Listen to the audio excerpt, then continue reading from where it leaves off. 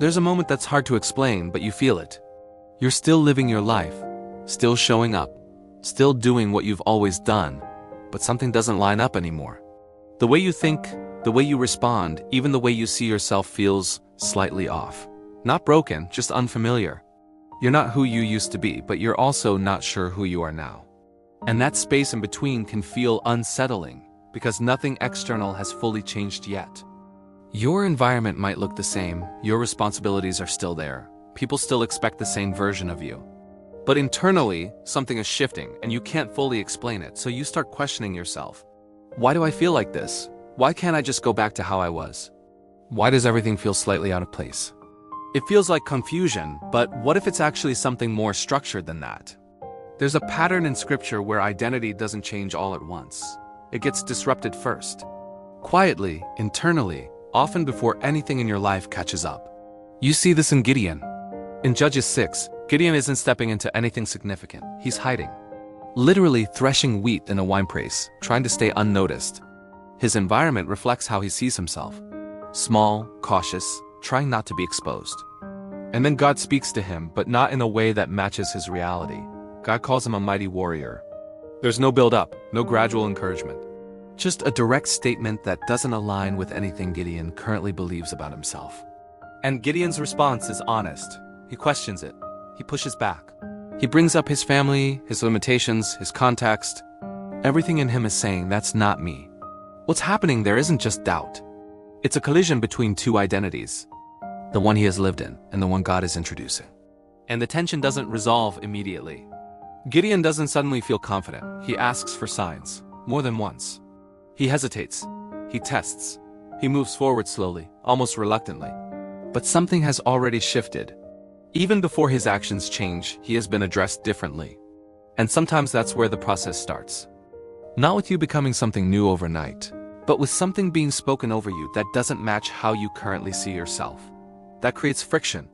Because now you're aware that the version of you that made sense before might not be the full picture anymore. You see a different kind of tension in Hagar. In Genesis 16, Hagar isn't in a place of influence or clarity. She's been used, mistreated, and then sent away. She ends up in the wilderness, alone, without direction, without security. No audience, no recognition, no clear future. And it's in that exact place that God meets her. Not through someone else. Not in a structured setting, directly. He calls her by name. He acknowledges her situation. He speaks into her future. And her response is simple, but it carries weight. She calls God El Aro, the God who sees me. That moment is easy to overlook, but it matters. Because her external situation doesn't immediately change in a dramatic way, she still has to go back.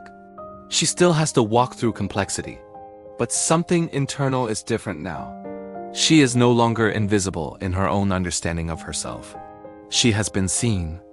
And sometimes identity doesn't shift because your life suddenly improves. It shifts because you realize you are not as unseen as you thought you were. That realization is quiet, but it changes how you carry yourself, even if nothing around you has caught up yet. Then there's Habakkuk. His situation isn't about hiding or being overlooked. It's about not understanding.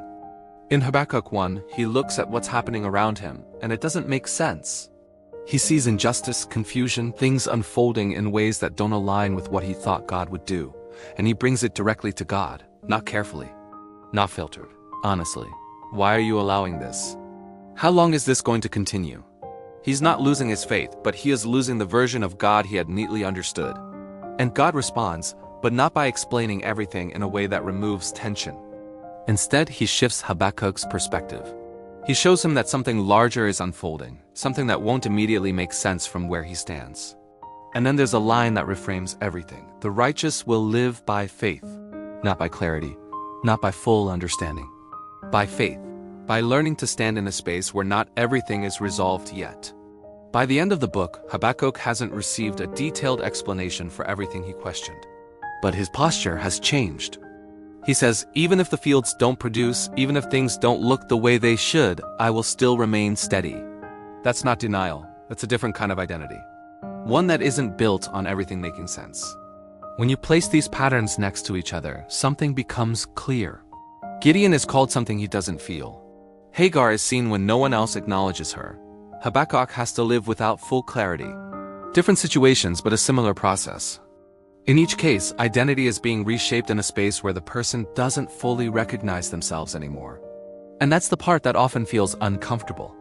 Because we tend to think identity should feel stable, clear, familiar, but in Scripture, it often becomes unclear before it becomes grounded. There's usually a gap. A gap between what has been spoken and what is visible. A gap between who you were and who you're becoming. A gap between understanding and trust. And that gap can feel like something is wrong. But what if it's actually where the real work is happening? Not externally, internally. You might be in a place where your old reactions don't fit anymore. The way you used to handle things feels off. The things that once defined you don't carry the same weight. And you can't fully explain why. That doesn't necessarily mean you're lost. It might mean something is being restructured at a level you can't immediately see.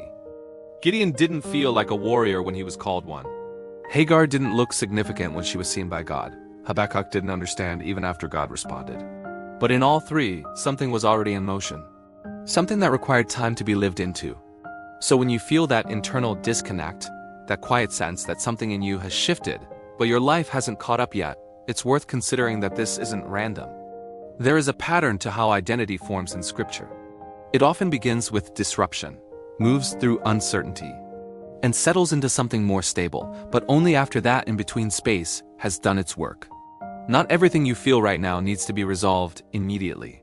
Some things need to be carried for a while, not as confusion, but as transition. Because there are moments where God doesn't just change your situation. He changes how you see yourself inside of it. And that shift is easy to miss because it doesn't always come with clear confirmation or immediate results. Sometimes it just feels like this quiet, persistent awareness that you can't go back to who you were, even if you tried. And maybe that's not something to fix. Maybe that's something to recognize. That something has already begun. Even if you don't fully recognize yourself yet.